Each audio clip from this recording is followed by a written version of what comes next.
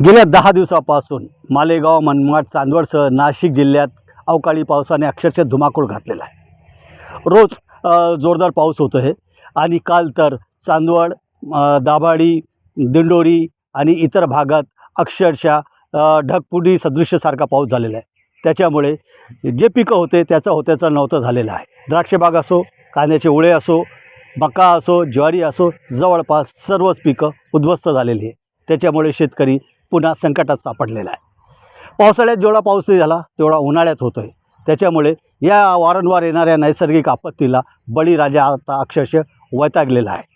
ज्यांचं नुकसान झालेलं आहे ते शेतकरी माझ्यासोबत आहे, त्यांच्याकडून जाणून घेऊया का त्यांचं काय नुकसान झालेलं आहे। बाबा काय म्हणाल, काय नुकसान झालं, किती लावलं, काय लावलं होतं? कांद्याचे 7 ते 8 गुंठे डोंगळे लावलेले होते, त्यांची पुरेपूर डोंगळे सडून खाक झालेले, आडवे पडून डोंगळे तुटून ताटून सगळे वाऱ्याने हवालदिल झालेलो आहे। 1 रुपयाही उत्पन्न शिल्लक राहिलेलं नाही।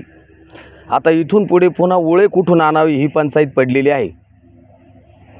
बाबा तुम्ही काय म्हणाल, तुम्ही काय लावलं होतं, किती लावले होते आणि कसं नुकसान झालं आणि कशामुळे? डोंगळेचेच ना, डोंगळे कमीत कमी 90,000 रुपयाचे कांदे लावले होते मी।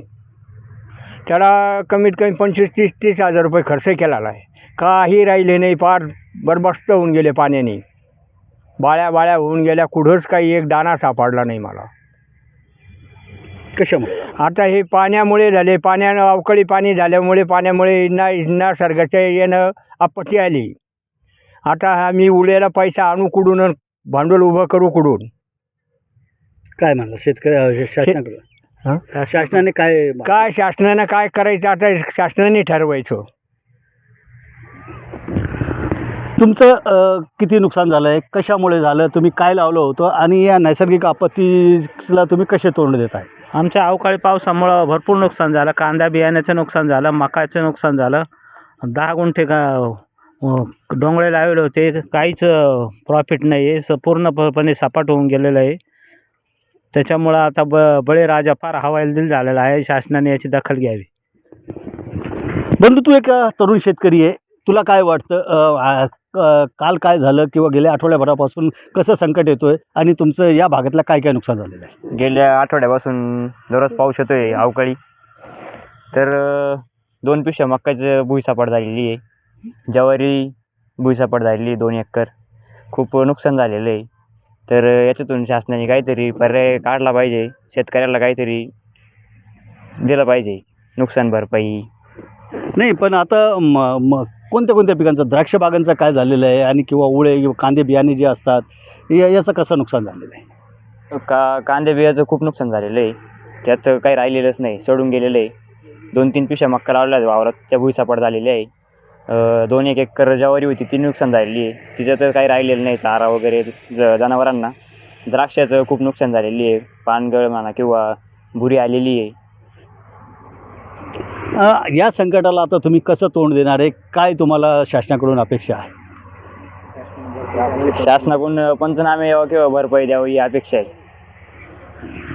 काय म्हणाल, हे वारंवार संकट येताना तुम्ही कसं तोंड देता आणि पंचनामे वगैरे होत असतात का? आता जो हा अवकाळीचा जो फटका आहे, मेन म्हणजे बीज उत्पादन, तिथंच शेतकऱ्याला खूप मोठा फटका बसला आहे। आणि आत्ताचे जे रेट निघाले, 7 किलोला 20,000 रुपयाचे रेट निघाले, जे आपण जे बियाणं घेतो आपण त्याचेवाले, आणि सरकार आत्तापर्यंत 24-48 तास होऊन गेलेले, पण अजून कुठलाही सरकारी अधिकारी यांच्या शेतामध्ये पंचनाम्याला वगैरे कोणीच नाही आहे। तर हे कुठंतरी थांबलं पाहिजे आणि सगळ्या सुविधा आता ऑनलाईन होत आहे, तर हे पंचनामे पण ऑनलाईन व्हायला पाहिजे, त्याच्या मोबाईलवरूनच व्हायला पाहिजे। एक पाणी ॲपमध्येच आता नुकसानीचं एक ॲप त्यांनी ऑप्शन दिला पाहिजे आणि सरकारने शेतकऱ्यांना मदत दिली पाहिजे। याचे पीक विमे पण नसतात सर, याची पण बीजासाठी पण पीक विम्याची तरतूद लवकरच व्हायला पाहिजे, हे मी आपल्या चॅनलच्या माध्यमातून सरकारला सांगू इच्छितो। पण या अगोदरही अशी आपत्ती आलेली आहे, त्याच्यामुळे ते नुकसान भरपाई मिळालेली आहे का? नेते येतात जातात, आता कोणी आलेलं आहे का? नाही, आतापर्यंत तर या भागामध्ये आलेले नाही आहे। फक्त जिथे पण गेले फोटो सेशन करतात, त्यांचं राजकीय पोळ्या भासतात, मात्र शेतकऱ्याला कुठेही मदत मिळत नाही। दिली तरी तुरळक नातेसंबंधित थोडेसे पंचनामे करतात, त्यांनाच ती मदत मिळते, सर्व शेतकऱ्यांना मिळत नाही। तर काय मागणी कराल, काय अपेक्षा असते अशा वेळेला जेव्हा संकट येतो तर याच्यातून सावरण्यासाठी तुम्हाला काय अपेक्षा असते सरकारकडून? सरकारने फक्त आता त्यांनी जे शब्द दिलेले आहे, या अवकाळीमुळे जे कर्जमाफीसाठी त्यांनी खूप मोठ्या मोठ्या घोषणा दिल्या होत्या, तर कर्जमाफीबद्दल पण त्यांनी निर्णय घेतला पाहिजे. आता हे जे शेतकरी पडलेले म्हणजे अवकाळी पावसाने त्यांचं पीक नाही पडले, तेच कोलमडून पडलेले, तर त्यांना उभं करण्यासाठी कर्जमाफी करून आणि त्यांना काही भरपाई देण्याचा प्रयत्न केला तर छान राहील. एकूणच आपण बघितलं असेल तर शेतकरी जो आहे तो एकदम हताशाने निराश झालेला आहे. कारण वारंवार जे आपत्ती येत आहे, नैसर्गिक आपत्ती येते, पंचनामे होतात, मंत्री संत्री येऊन जातात, लोकप्रतिनिधी येतात, पाहणी करतात, आश्वासन देतात, पण त्याची पूर्तता होताना दिसत नाही, असा एकही आरोप शेतकऱ्यांचा आहे. त्याच्यामुळे आता तरी मायबाप सरकारने फक्त पंचनामे न करता ती नुकसान भरपाई तातडीने द्यावी अशी मागणी नाशिक जिल्ह्यातील शेतकऱ्यांची आहे. बबू शेख, न्यूज 18 लोकमत, चांदवड.